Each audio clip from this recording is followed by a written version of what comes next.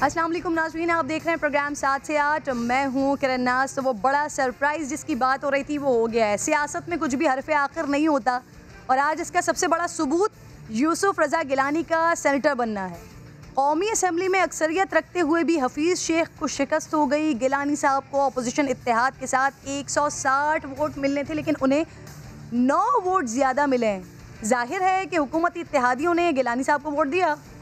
आसिफ अली जरदारी ने जो कहा वो कर दिखाया। एफिड्रेन स्कैंडल, नाअहल सज़ा याफ्ता वज़ीर आज़म का ववीला करने वाली नून लीग भी आज गिलानी साहब की फ़तह का जश्न मना रही है। गिलानी साहब की फ़तह यकीनन हुकूमत के लिए ये बहुत बड़ा अपसेट है, लेकिन ख़ुद अपोजिशन के लिए भी तो कई सवालात छोड़ जाएगी ये फ़तह। एक दूसरे को चोर और करप्ट कह कर वोट लेने वाले आज फिर सर जोड़ कर बैठे हुए। जिनके पेट फाड़ने की बातें करके वोट मांगा करते थे, आज उन्हीं को वोट देने के लिए अपने नुमाइंदों की मिन्नतें कर रहे थे। क्या ये फ़तह पीडीएम की इखलाकी फ़तह भी है? शायद हमारी सियासत का भी एक ही उसूल है कि यहाँ सब चलता है जब बात मफाद की हो। आगाज़ करते हैं प्रोग्राम का। ना ये हमें गिरा सके पहले, अब ये सोच रहे हैं कि सेनेट के ऊपर हमारे लोगों को खरीद के किसी तरह अपने ज्यादा सेनेटर ले आए। एक तरफ पाकिस्तान की अवाम है, एक तरफ ये डाकू का माफिया। जीत पाकिस्तान की होगी। कहाँ बात बताई तो आप सबको मैं पहले से अनाउंस कर देता हूँ कि हफीज शेख साहब बाय फार जीतेंगे। अगर वोट जाया करना है उन्होंने, तो फिर आपने क्या करना है? दोनों को ड्रॉप करोगे या टेक होगा? वोट जाया हो जाएगा, वोट जाया हो जाएगा। इंशाल्लाह इनकी लेन देन के बावजूद हम फतह हमारी है, जीत हमारी है। तो अपसेट का दावा कर रहे हैं। अपोजिशन में ऐसे ही करते हैं, हम भी करते थे। इंशाअल्लाह ताला इमरान खान का कैंडिडेट शेख हफीज जीतेगा। आज शाम के बाद क्या होगा? पहले रोना धोना होगा, फिर यहाँ पे इल्जामात लगेंगे, फिर एक नया चूरन बेचने की तैयारी करेंगे, फिर यहाँ पे एक तमाशा लग जाएगा और उस तमाशे के ऊपर फिर बहस होगी। यूसुफ रज़ा गिलानी ने कर दिया है बड़ा अपसेट। सेनेट में हो गए हैं सेनेटर मुंतखब।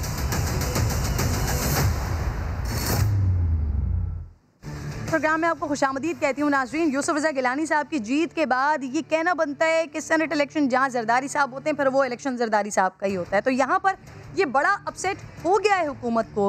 वो सरप्राइज़ या वो दावा जो किया जा रहा था पीडीएम की तरफ से, ख़ास तौर पर पाकिस्तान पीपल्स पार्टी की तरफ से, वो अपसेट हो गया है।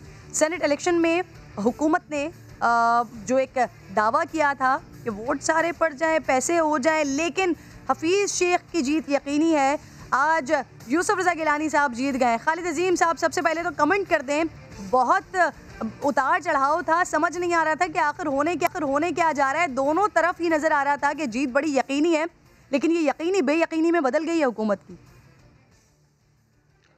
हाँ किरण, जब आप हेडलाइंस पढ़ रही थी तो ऐसा लग रहा था कि खबर सिर्फ वही है जो पहले आपने सबसे पहले सुनाई और उसके बाद बाकी हेडलाइंस जो बहुत फीकी फीकी लगी हैं। आज की वाकई खबर यही है। और देखें, बहुत वाज़े 20 वोटों का फ़र्क था अपोजिशन का और हुकूमत का, और उसमें तवक्को नहीं की जा रही थी। और फिर जिस अंदाज में प्राइम मिनिस्टर साहब मुतहर्रिक हुए थे, लोगों से मिल रहे थे, लोगों से यकीन दहानियाँ ले रहे थे, मुस्लिम लीग काफ के तहफ़्फ़ुज़ात को दूर कर दिया गया, PMLQ के तहफ़्फ़ुज़ात को दूर कर दिया गया, GDA को वहाँ पे अकोमोडेट किया गया।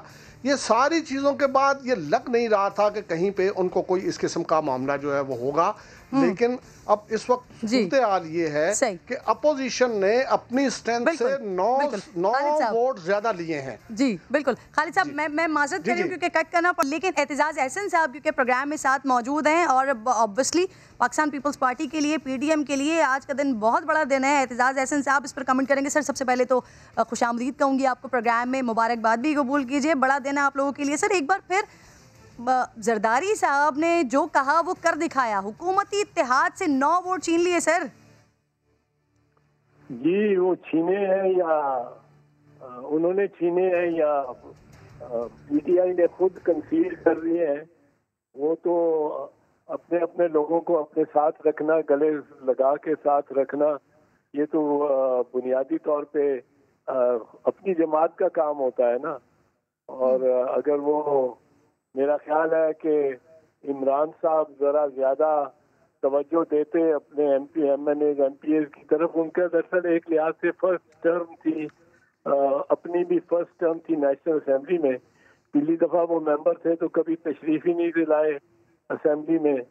तो इस दफा फर्स्ट टर्म थी, उनको ये जरा तजर्बा नया था। और ये जो वोटर होता है कौमी असेंबली में बैठा हुआ, ये तो बड़े नखरे वाला वोटर होता है, वैसे ही नखरा इसका बड़ा होता है।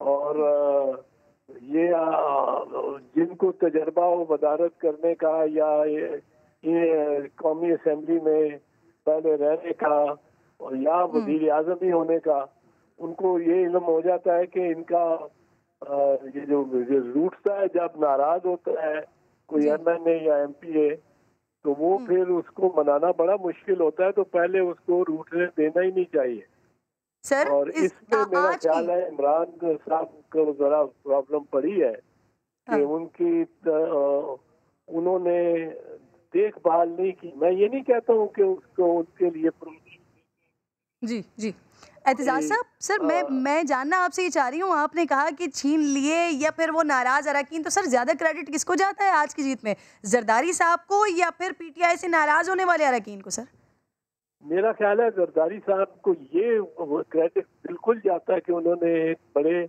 ऐसे कैंडिडेट का इंतखाब किया, यूसुफ रजा जैसे कैंडिडेट का, जो कि मिलनसार है, जो कि आपको याद होगा कि कौमी असेंबली अगर एक साल में 200 दिन बैठती रही है या 150 दिन बैठती रही है, तो 150 सेशंस में शाज़ व नादर ही है कि किसी रोज वो गैर हाजिर हुए हो।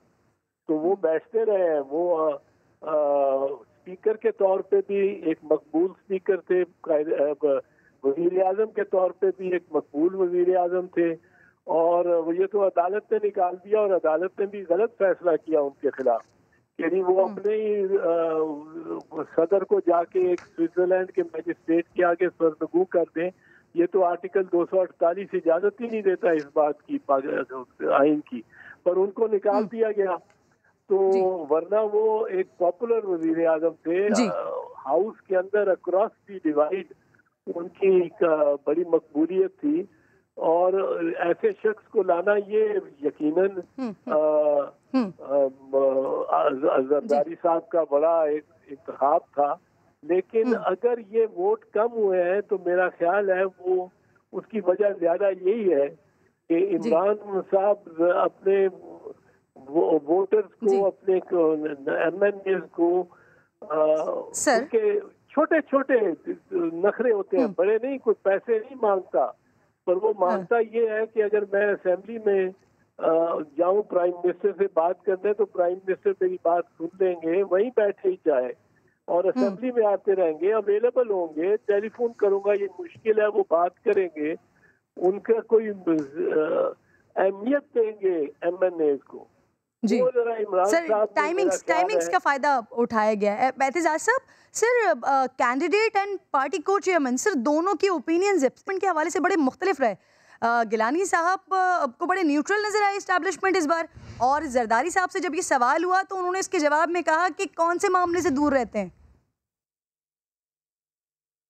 हाँ, ये तो अब मुझे तो कोई इस्टेब्लिशमेंट का इल्म नहीं है कि इस्टेब्लिशमेंट बीच में आई है कि नहीं आई है। मेरा ख्याल है कि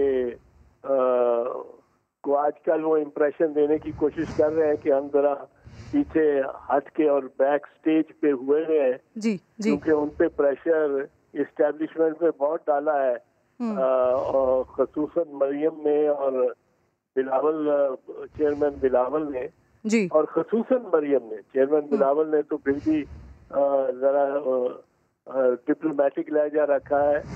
मरियम बीबी तो बिल्कुल ही शमशीर बकफ निकली हैं, और या वो खामोश हो जाती हैं या फिर वो दूसरी हद तक इंतहा तक जाती हैं। तो वो ये पीरियड उनकी दूसरी इंतहा का था, जब वो कह रही थी कि मेरा आपने एक रूप देखा है, आप नए रूप में देखेंगे आप मुझे। तो वो उसने यही कहते हैं कि उसके प्रेशर ने इस्टेब्लिशमेंट को, और जो मिलिट्री इस्टेब्लिशमेंट है बुनियादी तौर पे मिल इस्टेब्लिशमेंट, उसको ये न्यूट्रलाइज कर दिया है, उसको न्यूट्रलाइज करने पे मजबूर किया है। तो ये भी हमें इसको भी ज़हन में रखना चाहिए। अच्छा सर, एक बात और सर, पिछले इलेक्शंस में जो वीडियोस वगैरह सामने आई सर, और जो नताइज थे बड़े मुख्तलिफ नताइज थे, अक्सरियत कुछ और थी, तो सर उसके ऊपर जो पाकिस्तान तहरीक इंसाफ एक बयानिया पेश करती रही कि भले से पैसे लेने वाले पाकिस्तान तहरीक इंसाफ के लोग हो, लेकिन बेनिफिशरी पाकिस्तान पीपल्स पार्टी के लोग हैं। अब सर आज की जो जीत है उससे इस बात को मजीद तक़वियत नहीं मिलेगी कि पाकिस्तान पीपल्स पार्टी पैसा चलाती है सर?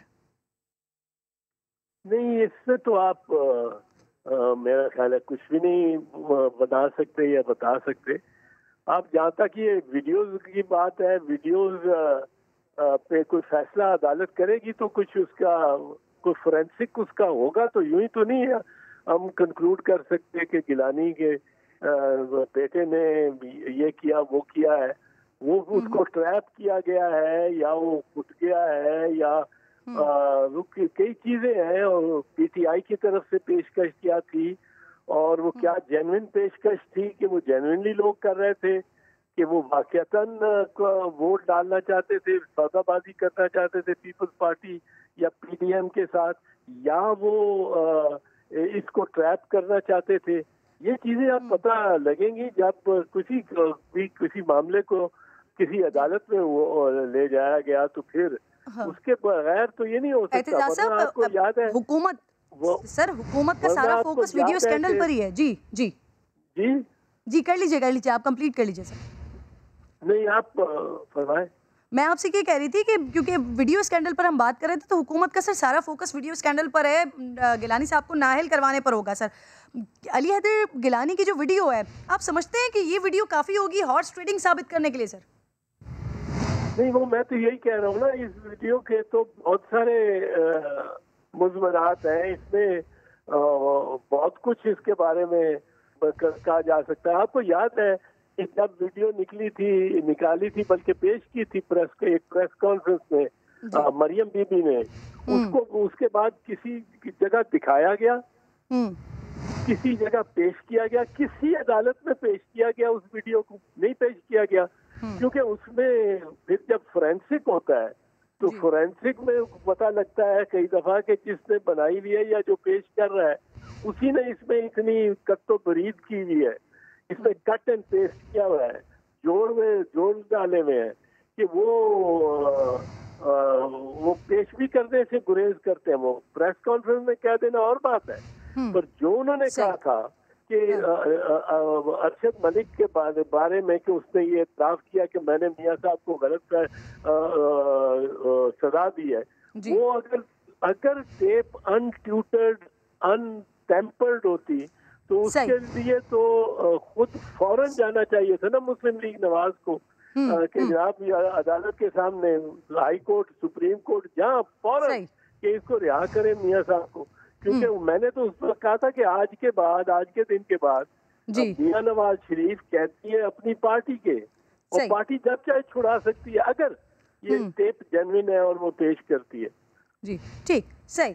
एतजाज साहब सर बहुत बहुत शुक्रिया, आप साथ मौजूद थे। नाज़रीन, सिचुएशन बड़ी मुनफरिद और बड़ी मुख्तलिफ हो रही है। फैसल जावेद साहब ने भी प्रोग्राम में ज्वाइन करना था हमें, लेकिन वो अब प्रेस कॉन्फ्रेंस के लिए जा रहे हैं, इस वजह से प्रोग्राम को ज्वाइन नहीं कर पा रहे, और कोशिश हमारी होगी कि हुकूमती मौक़िफ़ भी अभी प्रोग्राम में शामिल हो। लेकिन इस वक्त जो इंटरेस्टिंग सिचुएशन है ना, वो ये है कि समाज जो मुसलसल आप लोगों को खबरें देता रहा, नाज़रीन को बताता रहा सेनेट इलेक्शन में क्या होने जा रहा है, क्या तवक्कात हैं, तो वो तमाम की तमाम खबरें नाज़रीन, ये बहुत बड़ी बात है, तमाम की तमाम खबरें दुरुस्त साबित हुई हैं।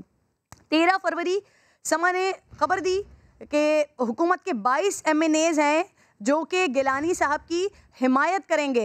ये खबर हमने नशर की थी, और आज जो नतीजा आ रहा है वो कहीं से भी हमारी इस खबर को गलत साबित नहीं कर सकता। नईम अशरफ भट्ट मेरे साथ मौजूद है। नईम, आपको भी मुबारकबाद बनती है, जो खबरें आपने दी हैं एकदम सही रही।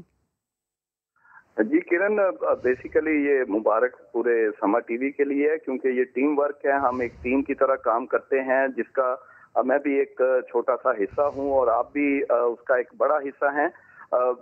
अल्हम्दुलिल्लाह, इस पर हम अल्लाह का शुक्र अदा करेंगे।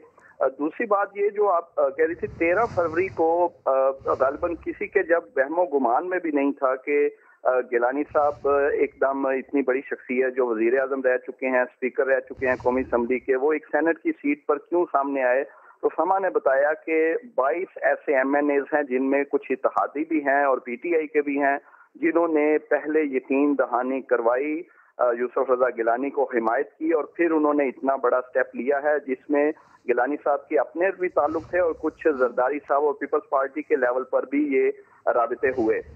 वो तो हो गया। उसके बाद फिर 3-4 रोज पहले गलबन 27 फरवरी को समा ने रिपोर्ट किया, खबर दी एक्सक्लूसिवली ये भी कि जो एक रोज पहले जाती उमरा में यानी 26 को मीटिंग हुई थी पीपल्स पार्टी और नून लीग के रहनुमाओं की, वहां पर मरियम नवाज को गिलानी साहब ने मुखातिब करते हुए एक इंकशाफ किया और कहा कि 12 ऐसे MNAs हैं PTI के जो पंजाब से हैं, जो अगले इलेक्शंस में आपकी यानी मुस्लिम लीग नून की टिकट चाहते हैं और इसके एवज वो हमें वोट करेंगे और अगर आप शफकत और उनसे कोई उनकी हिमायत करेंगी, उनको कोई राब्ता होगा तो वो हमें वोट कर सकते हैं। जिस पर मरियम नवाज ने हामी भी भरी थी, अगरचे सबसे तो नहीं, लेकिन उन्होंने कहा था कि कुछ ऐसे हैं जिनसे हम राब्ता करेंगे और आपके लिए पूरी कोशिश करेंगे।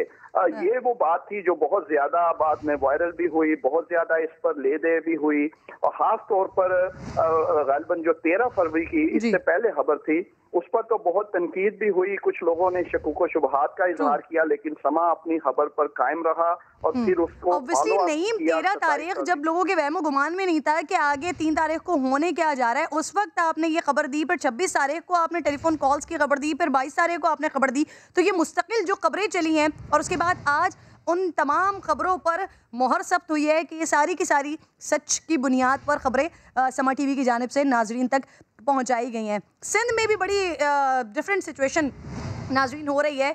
वो तमाम कैंडिडेट्स पाकिस्तान तहरीक इंसाफ के जिनके ऊपर एतराज़ किया जा रहा था पाकिस्तान तहरीक इंसाफ के अपने लोगों की तरफ से, वो कामयाब हुए हैं। सिंध असेंबली में पीपल्स पार्टी 7 नशिस्तें लेने में कामयाब हुई है। संजय साधवानी मेरे साथ मौजूद हैं। संजय, क्या हो रहा है सिंध असेंबली में? माहौल पुरअमन है वहाँ पर? देखें, Pakistan People's Party Sindh assembly में 7 नशिस्तें लेने में कामयाब हुई है। उनके नंबर गेम के मुताबिक 6 नशिस्तें बनती थी, लेकिन एक इजाफी सीट पाकिस्तान पीपल्स पार्टी लेने में कामयाब जरूर हो गई है।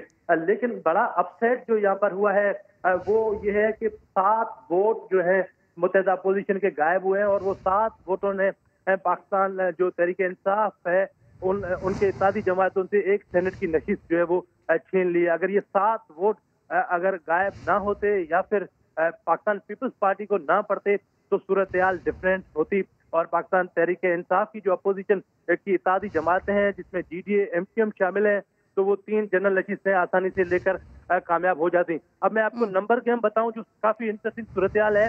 फैसल सब्जवारी जो MQM के उम्मीदवार थे, उनके टोटल अराकीन की तादाद 21 थी, लेकिन उनको 22 वोट पड़े। इसका मतलब MQM को 1 वोट इजाफी पड़ा है, उनका कोई वोट टूटा नहीं है, उनका कोई रुकन जो है वो इधर उधर जो है वो नहीं हुआ। इस तरह GDA के 14 अरकान थे, GDA को 15 वोट पड़े हैं, तो GDA को भी 1 इजाफी वोट पड़ा है। लेकिन पाकिस्तान तहरीक इंसाफ के 30 अरकान थे। पाकिस्तान तहरीक इंसाफ ने ये तय किया था कि GDA को बाकी 8 इजाफी वोट जो है वो GDA उम्मीदवार को दिए जाएंगे, लेकिन 2 उनके अरकान जो है वो पहले पीपल्स पार्टी का साथ देने का ऐलान कर दिया, तो बाकी जो 6 उन्होंने GDA के हवाले 7 वोट सर्व किए थे, क्योंकि उनको 7 इजाफी वोट थे, उन्होंने GDA के हवाले किए थे और वादा किया था कि ये 7 अरकान आपको वोट देंगे। अब जो नताइज सामने आए हैं उनमें से GDA को सिर्फ 15 वोट पड़े हैं। अच्छा, GDA की जो सियासत है वो इसलिए डिफरेंट है क्योंकि GDA के जो पीर हैं, पीर पागारा, उनके सदरुद्दीन शाह राशिदी वो खड़े हुए थे, तो मुरीदीन और जो है मुर्शिद वाला चक्कर, इसमें तो मुरीद कहीं इधर उधर नहीं होगा। हमारी GDA जराए से बात हुई है, GDA अरकान से बात हुई है, उन्होंने कहा है कि हम चेक कर रहे हैं कि हमसे जो वादा किया गया था क्या वो वोट हमें नहीं मिले या फिर हमें कैसे वोट हमें नहीं मिले।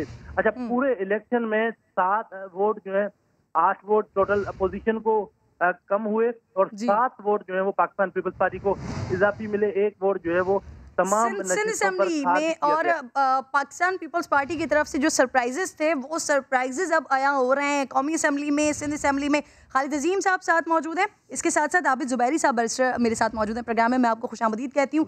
खालिद साहब, पहले ज़रा आप कमेंट कर दीजिएगा इस पर वो सरप्राइजेस हो रहे हैं सर। अब जो सिंध असेंबली में जहां पर 21 वोट पड़ने थे वहां 22 वोट पड़ गए, जहां 14 वोट पड़ने थे वहां 15 वोट पड़ गए। तो जिस तरह से प्लानिंग की गई है, आई थिंक कामयाब हो रही है पाकिस्तान पीपल्स पार्टी, हुई है उस तरह। जी, यकीनी तौर पे एक सीट जो है वो उन्होंने ज़्यादा निकाली है, और इसको आप ये कह सकते हैं कि अब उसमें जो एग्रीगेट है उसमें बड़ा फ़र्क पड़ा है। ये देखें, एक अपसेट यहाँ पे हुआ कौमी असम्बली का और एक अपसेट सिंध असम्बली में हुआ। तो अब जो प्रोजेक्टेड सूरत हाल है वो ये है कि अब वहाँ पे जो स्ट्रेंथ होगी वो अपोजिशन इत्तेहाद की 53 होगी, जबकि हुकूमती इत्तेहाद जो है वो उसके 46 मेंबर्स होंगे। एक मेंबर जो इसहाक डार साहब हैं उनकी रुकनीत मुअत्तल है, अगर वो शामिल कर लें तो ये 54 हो सकता है। इसका मतलब ये है कि अब ये बहुत इंटरेस्टिंग सूरत हाल बन गई है कि चेयरमैन सेनेट का ओहदा बरकरार रखना जो एक ख्वाब था, और जिसमें मैं ये समझता हूँ कि सादिक सिंजरानी साहब जो कि पोटेंशियल कैंडिडेट थे वो बड़े मुतारिक भी थे, और उन्होंने अब्दुल कादिर साहब को जितवाने के लिए या और बाकी केपी का नतीजा बाकी है ना अभी 7 नशिस्तों का सर, 7 नशिस्तों का, जनरल नशिस्तों का अभी फैसला आना बाकी है, वो भी तो नताइज को तब्दील कर सकता है सर।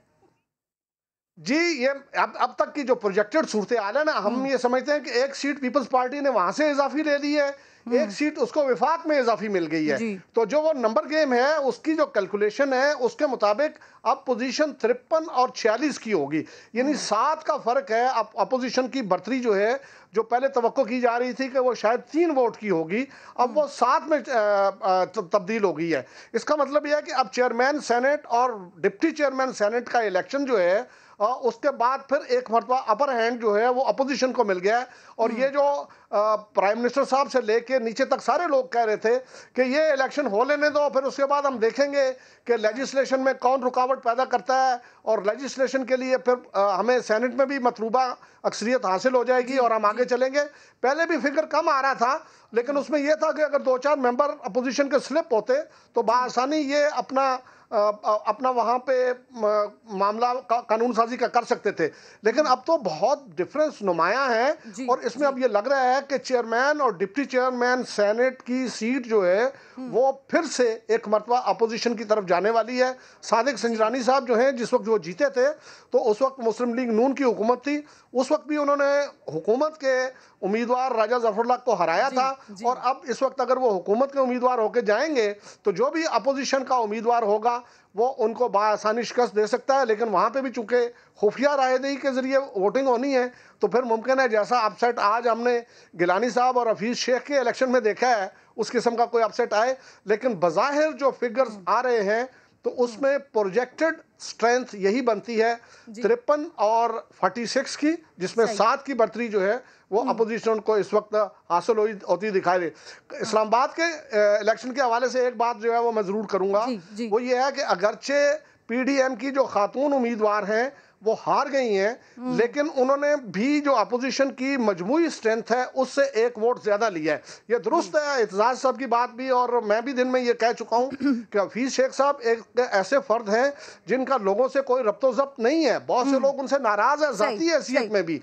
और तो सर इस हवाले सिचुएशन ये भी है कि वो PDM जो आज से कुछ रोज पहले तक एक गुमगू की सिचुएशन उनकी रहती थी, उनकी फेस सेविंग से बढ़कर पोजीशन आ गई है इस रिजल्ट के बाद। बैरिस्टर साहब आपकी तरफ आ रही हूँ सर, ये फैसल वाडा साहब वाला जो मसला है, वोट भी कास्ट कर दिया उन्होंने, अपनी सीट से इस्तीफ़ा भी दे दिया, फिर उसके बाद नाअहल ना होने के लिए अब उन्होंने दरख्वास्त भी कर दी कि इस बुनियाद पर, तो सर ये हो सकता है सीट छोड़ दें तो नाअहली उनकी ख़त्म हो सकती है क्या सर?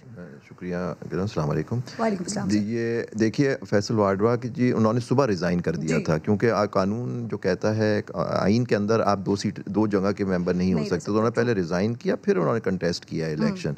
तो मुझे नहीं पता कि उन्होंने, मेरे ख्याल से वोट नहीं कास्ट किया है आज उन्होंने अपने नेशनल असेंबली में। नहीं, वोट कास्ट किया सर करके, अच्छा तो उन्होंने कास्ट किया, उसके बाद उन्होंने रिज़ाइन किया, फिर उन्होंने किया, लेकिन उनकी नाअहली जो है वो अपनी बरकरार रही। कानून में अगर उनके खिलाफ जो इल्ज़ाम है फैसल वाडवा साहब के खिलाफ, वो इल्ज़ाम ये है कि उनके पास दोहरी शहरियत है, और आइन बड़ा इसमें वाज़ेह है कि अगर आपकी दोहरी शहरियत है तो आप हमारे मुकन्नना का हिस्सा नहीं हो सकते। तो अब देखना है कि वो जो केस जो लोग एक आरा आ रही है कि जी वो केस ख़त्म हो गया, वो केस नहीं ख़त्म हो गया। उनकी नेचुरली वो अभी भी पार्लियामेंट का हिस्सा तो हैं, अब वो MNA से अब सेनेटर इलेक्ट हो गए, तो ये इशू तो रहेगा। अगर उनकी दोहरी शहरियत है तो वो डिस्क्वालीफाई होंगे। अगर और ये अब अब इलेक्शन कमीशन के सुपुर्द कर दिया गया, उन्होंने वहीं केस पेंडिंग है ना, केस उनका वहीं चल रहा है, इलेक्शन कमीशन के पास ही ज्यूरिसडिक्शन है, उसको बाद में हाई कोर्ट और सुप्रीम कोर्ट में चैलेंज किया जा सकता है। अच्छा सर, अगर इलेक्शन कमीशन इस मामले में फैसला देता है, सेनेटरशिप के बाद भी उनके लिए ये मसला बनेगा? जी मैं ये कह रहा हूँ कि देखिए अगर आपका केस पेंडिंग है उसी में ये इशू है, वो भी अभी देखें आपको सेनेट का वो अब जब हल्फ ले लेंगे, मेंबर हो जाएंगे सेनेट के, तो फिर उनके खिलाफ अगर उनकी कोई डिस्क्वालिफिकेशन है उसमें, अगर उनके पास दोहरी शहरियत है जिस पर उनका इल्ज़ाम है, अगर वो साबित हो जाता है तो वहाँ से भी उनको उनकी सीट जाएगी। सेनेटर बनने के बाद मुस्तस्ना नहीं है वो इस बात से, बिल्कुल ठीक है। अच्छा सर, एक और इशू सर, ये यूसुफ रज़ा गिलानी साहब वाला, ये वाली जो वीडियो है, अब हुकूमत ऑब्वियसली उनका सारा फोकस इसी बात पे होगा कि इस वीडियो को लेकर जाए इलेक्शन कमीशन में, उनकी दरखास्त वगैरह भी आ गई सर, इस पर कुछ हो सकता है? मतलब ये हॉर्स ट्रेडिंग के लिए सबूत काफ़ी होगा सर? देखिए मैं नहीं समझता, उसकी वजह ये है कि देखें आप यूसुफ रज़ा गिलानी साहब ख़ुद तो कोई हॉर्स ट्रेडिंग जैसे और उसमें उनका नहीं था। दूसरी बात ये जैसे एतजाज़ साहब ने फरमाया कि इसके फोरेंसिक होना बहुत ज़रूरी है, फोरेंसिक में पता लगेगा कि ये इसकी क्या थी, क्या उसके अंदर ये हॉर्स ट्रेडिंग हो रही थी, वो भी साबित करना होगा। ये जो कंप्लेनेंट होगा जिसने ये दरख्वास्त दी है, उनको ये साबित करना पड़ेगा कि यूसुफ रज़ा गिलानी साहब ने अपने कोई वोट ख़रीदे हैं और वो भी गलत तरीके से, करप्ट और करप्ट प्रैक्टिस से। अगर ये बात साबित करने में वो कामयाब होते हैं तो फिर ये उनकी सीट जाएगी। ठीक, आसिफ करमानी साहब भी साथ मौजूद हैं, मुस्लिम लीग नून के सीनियर रहनुमा हैं। सर आपको खुशामदीद में। आसिफ करमानी साहब, सर जो बात की जा रही थी पीडीएम की तरफ से वो बात हो गई है, आज जो सरप्राइज़ आप लोगों ने देना था वो सरप्राइज़ सामने आ गया है। सर बड़ी कामयाबी है आज ये?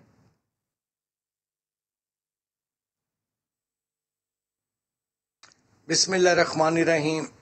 शुक्रिया किरण, अल्लाह का शुक्र है। और चूँकि हफीज़ शेख साहब, मैं समझता हूँ कि उनकी जो शिकस्त है वो पाकिस्तान के गरीब अवाम की जीत है। और वो कहते हैं ना, बड़े बेआबरू होकर तेरे कूचे से हम निकले। दरअसल जो पीटीआई के लोग और तमाम जो मेंबरान होते हैं ये अवाम के वोटों से मुंतखब होकर आते हैं। और हफीज़ शेख साहब, पहली बात ये कि वो तो पीटीआई के उम्मीदवार, मैं उनको समझता ही नहीं था, वो आईएमएफ के उम्मीदवार थे।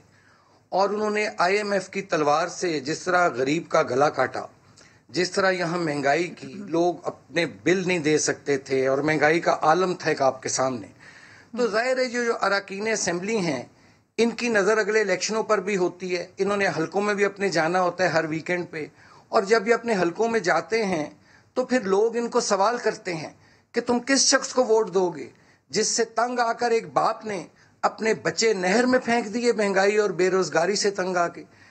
And the other thing is कि Hafeez Sheikh is not son of soil. ये तो एक मौसमी परिंदा है और हर 4-5 साल बाद ये कहीं से उड़ता हुआ नमूदार हो जाता है। आज मैं समझता हूं कि जो भी जिन लोगों ने हफीज शेख को नाकाम किया है वो ना सिर्फ हफीज शेख साहब की ये शिकस्त है, बल्कि इस हुकूमत पर भी एक खुला आज अदम एतमाद हो गया हुकूमत के अंदर से।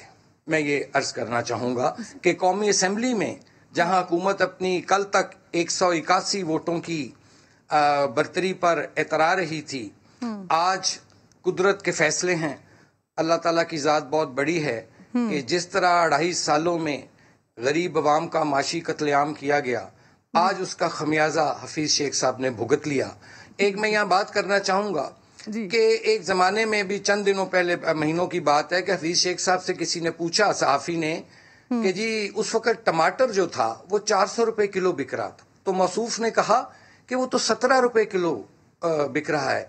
ये उनका आलम था कि उनको गरीब की ये बयान देकर गरीब के जख्मों पर नमक छिड़का। आज मेरा ख्याल है हफीज शेख साहब को ना सिर्फ आटे दाल का बल्कि टमाटर का भी भाव सही मालूम हो गया होगा। करमानी साहब, ये जो आप कुदरती फैसले की बात कर रहे हैं सर, वो आपके खिलाफ भी इलेक्शन में ही और जरदारी साहब ने जो किया था वो कुदरती फैसला सर वहाँ पर भी हुआ था। अच्छा सर, मुझे ये बताइए कि आप लोग यकीन नहीं कर रहे थे, मुस्लिम लीग नून इस बात को मान नहीं रही थी और सवाल कर रही थी कि आखिर ये अदम एतमाद की तहरीक की जो बात कर रहे थे जरदारी साहब, वो लाएंगे कैसे? अददी अक्सरियत का बड़ा मसला हो रहा था। लेकिन अब तो आई थिंक ये रिजल्ट आने के बाद अब कुछ रिजल्ट हुआ है उस तरफ सर, लॉन्ग मार्च की तरफ जाने का इरादा है, या फिर जो पाकिस्तान पीपल्स पार्टी की तरफ से सजेशन आ रही थी तहरीक अदम एतमाद की, सर उसकी तरफ जाएंगे, करेंगे क्या, लॉन्ग मार्च पे जाएंगे? करमानी साहब। किरण बीबी, गुजारिश ये है कि पीडीएम चूँकि पीडीएम चूंकि काफ़ी जमातों पर मुश्तमिल है और हर जमात की लीडरशिप की और हर शख्स की एक अपनी राय, एक तजुर्बा होता है और उसकी रोशनी में फैसले किए जाते हैं मुत्तफिक का। अदम एतमाद था, वो भी एक जो एक्शन प्लान था पीडीएम का पेपर, उसमें अदम एतमाद का जिक्र था, इस्तीफों का भी जिक्र है, लॉन्ग मार्च का भी है। अब देखिए ये जो एक अपसेट हुआ है, इसके बाद पीडीएम की क़यादत दोबारा इंशाअल्लाह ताला बैठेगी और वो अपने तयन करेगी कि अब what is the next step.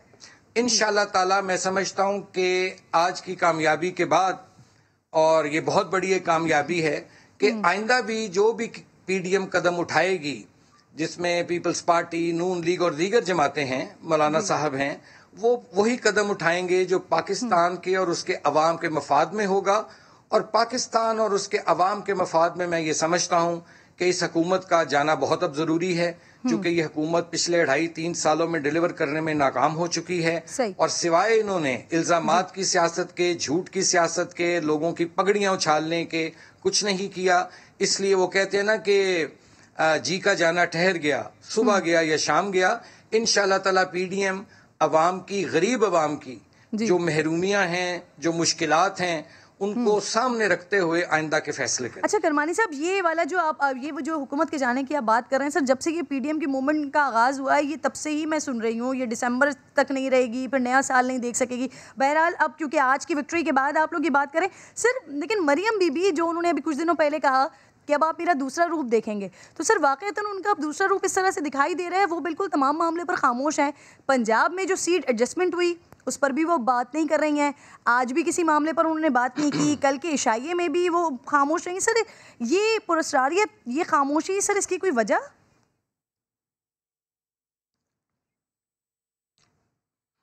जहां तक इशाइये की बात है, उस पर तो बड़ा वाज़िया तौर पे उन्होंने कह दिया कि उनकी कोई निजी मसरूफियत थी उनके घर में, इस वजह से। और फिर हमजा शहबाज शरीफ साहब ने मुस्लिम लीग नून की नुमाइंदगी की, और मैं समझता हूं कि हमजा साहब में और मरियम बीबी में कोई फ़र्क नहीं है, वो अपनी मसरूफियात की वजह से घर में थी। दूसरा, जहां तक आपने ये फरमाया कि वो खामोश हैं, उनके कल भी ट्वीट्स में पढ़ रहा था, आज भी उन्होंने हफीज शेख की शिकस्त पर यूसुफ रजा गिलानी साहब को अभी थोड़ी देर पहले ट्वीट पर मुबारकबाद दी है, उनका बयान चला है तमाम मीडिया पे।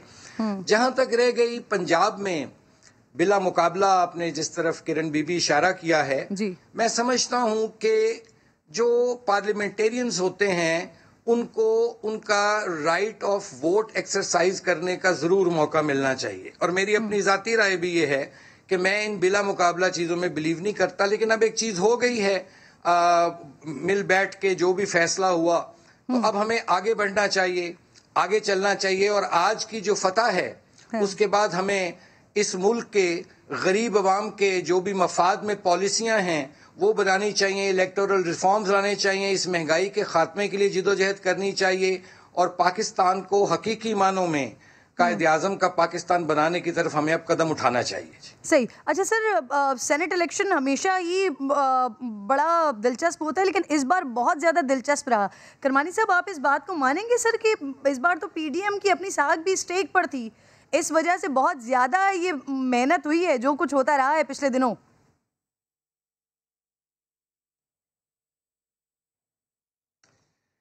साख तो देखें, पीडीएम की तो स्टेक पर नहीं थी, लेकिन हुकूमत की साख आज ख़त्म हो गई है।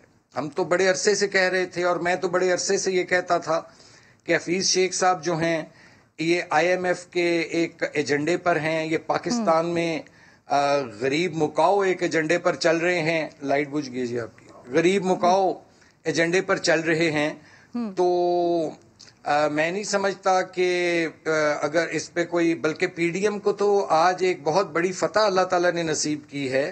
और अगर साख जो थोड़ी बहुत भी अगर थी कि हुकूमत की, तो आज वो भी साख खत्म हो गई है।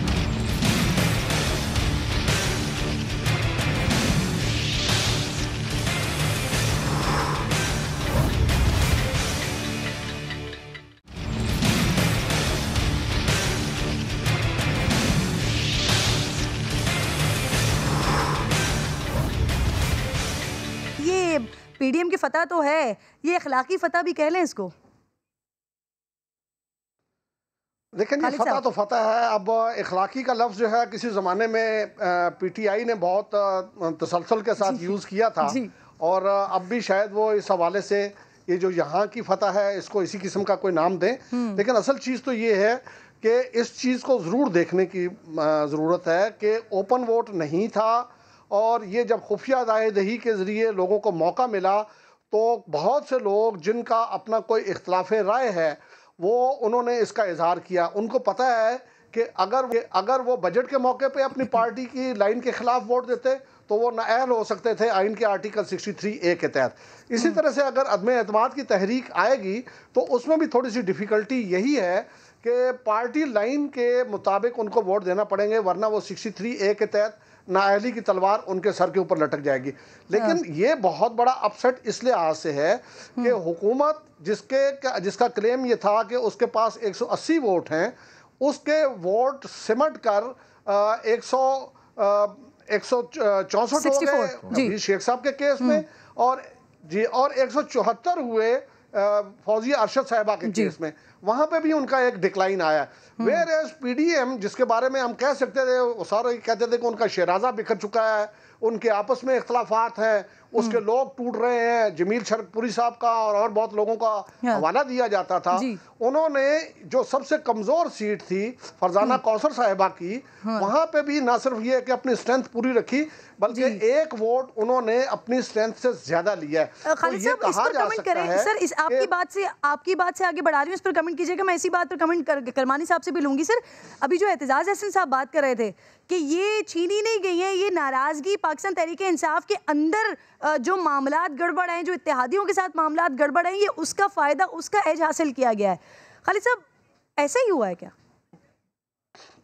ये बहुत हद तक ऐसा ही हुआ है। और देखें, दूसरा उसके बाद फिर राब्तों की बात है, और ये इसमें हमें इस बात को ज़हन में रखना चाहिए कि यूसुफ रज़ा गिलानी साहब जो हैं वो एक ऐसे सियासी खानवादे से इनका ताल्लुक़ है जो कई दहाइयों से जो है वो पॉलिटिक्स में मौजूद हैं, उनके लोगों के साथ ताल्लुकात हैं।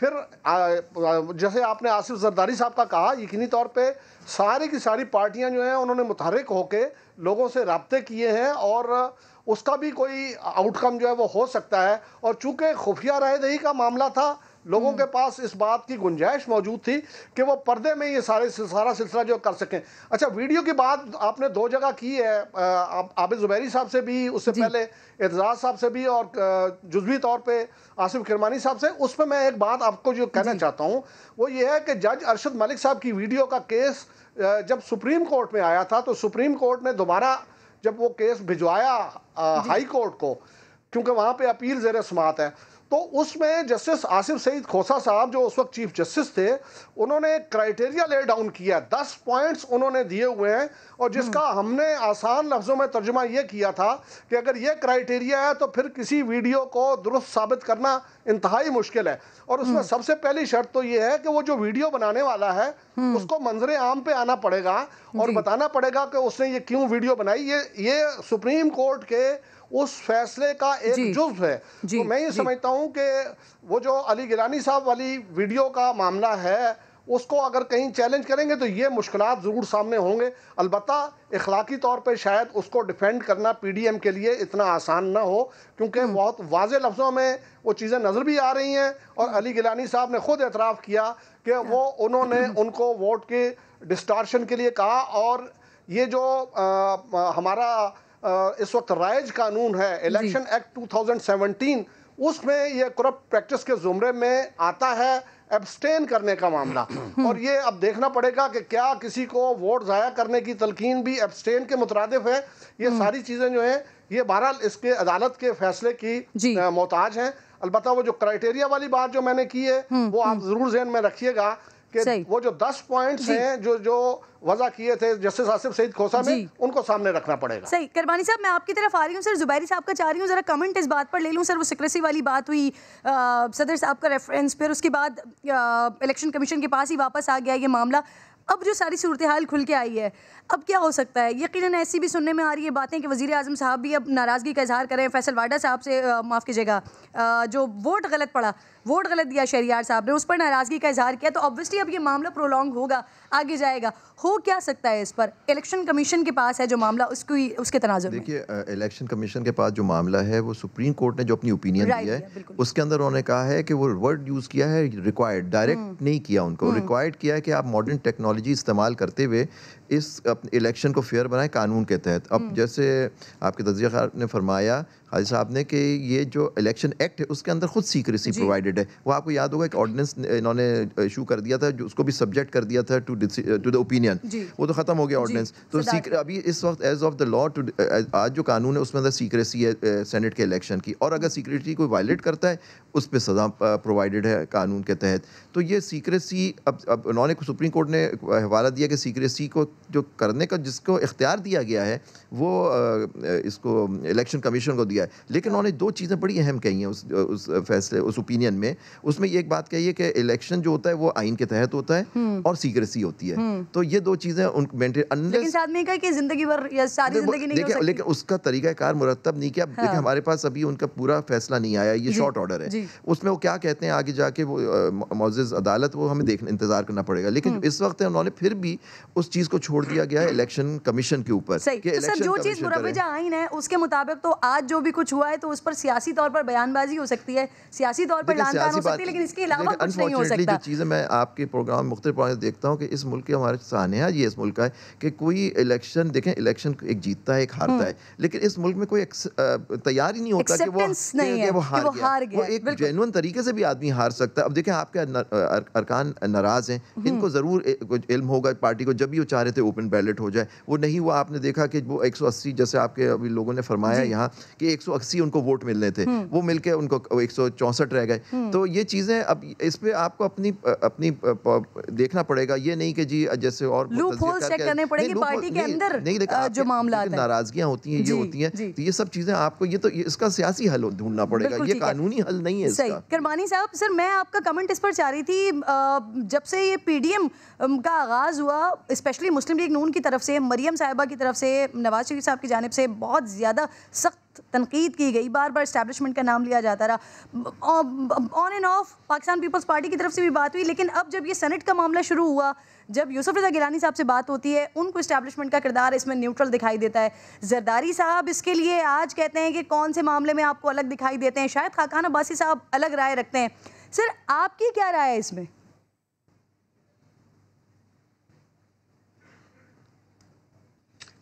मैं ये समझता हूँ कि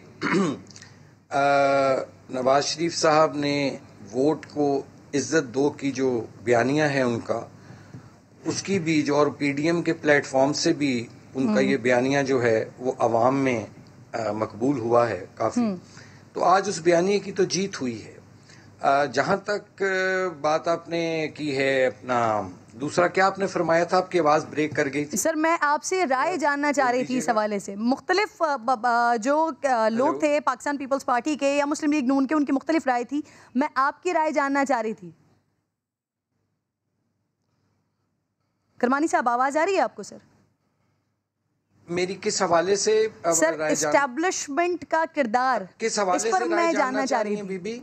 सर एस्टैब्लिशमेंट का किरदार, हाँ देखिए इस्टेब्लिशमेंट का किरदार जो है वो तो जाहिर है, आपको मालूम है कि इस पर बातें हुई माजी में भी, लेकिन मैं समझता हूँ कि जो डीजी ISPR का पिछले दिनों एक स्टेटमेंट आया था कि उन्होंने कहा था कि हमें सियासत में ना घसीटा जाए, हमारे पास और भी बहुत काम करने के हैं।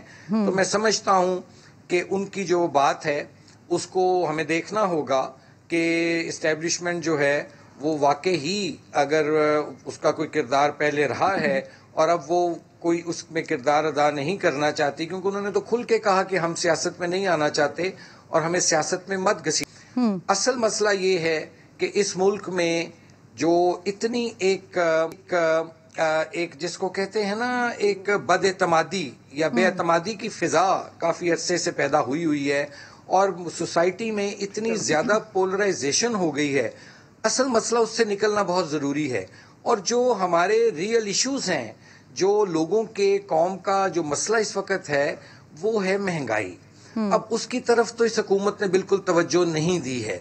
और आज आपने देखा कि ये जो रिजल्ट भी आया है, यूसुफ रजा गिलानी जीते हैं और हफीज शेख जो हुकूमती उम्मीदवार, बावजूद के 181 उनका कल तक नंबर था, वो दावा करते थे, और आज वो हारे हैं। ये दरअसल जो लोग थे वो अफोर्ड नहीं कर सकते थे कि वो पब्लिक को फेस करे, अपने वोटर्स को जाकर।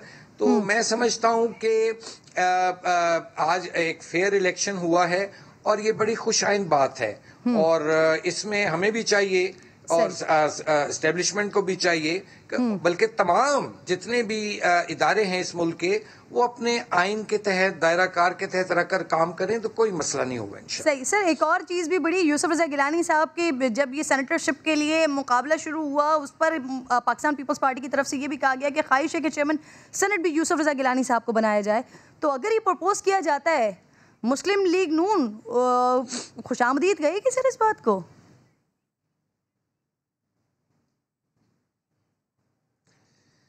देखिए, इसका फैसला तो फाइनल तो पीडीएम की जो तमाम, क्योंकि यूसुफ रजा गिलानी साहब पीडीएम के मुश्तरका उम्मीदवार थे, और इस बात का फैसला भी जो है वो किया जाएगा पीडीएम के प्लेटफॉर्म से। तमाम जो आला क़यादत है हमारी, वो इस पर बैठकर फैसला करेगी। इसके बारे में मैं अभी कुछ नहीं कह सकता। ये पीडीएम की जो मरकजी क़यादत है, ये उसका मैंडेट है कि वो बैठ के इस बारे में भी फैसला करें। सही। करमानी साहब, बहुत बहुत शुक्रिया सर, प्रोग्राम में आप साथ मौजूद थे। नाज़रीन, बहरहाल सेनेट का इलेक्शन आज हो गया, कई बड़ी दिलचस्प चीज़ें हमें देखने को मिली। बाहर जंग और असेंबली के अंदर सब मस्त मलंग। हफीज़ शेख साहब यूसुफ रजा गिलानी साहब से हाथ जोड़कर मिले, बिलावल भुट्टो जरदारी भी हफीज़ शेख साहब से खुशगप्पियाँ करते हुए दिखाई दिया। ये वही हफीज़ शेख साहब हैं जिन्हें वो IMF का नुमाइंदा, ब्रीफ केस, वज़ीर ख़जाना, न जाने क्या कुछ कहा करते थे। वैसे तो अली हैदर गिलानी कराची से ताल्लुक़ रखने वाले MNAs को सिखा रहे थे कि वोट कैसे आपने ज़ाया करना है, लेकिन कौमी असम्बली में वफाकी वज़ीर शहरियार आफरीदी साहब ये गलती कर बैठे और बैलेट पेपर पर साइन करके वोट ज़ाया कर दिया। वज़ीर आज़म ने उन्हें खूब झाड़ पिलाई, कहा कि आपको नहीं पता कि वोट कास्ट किस तरह से करते हैं।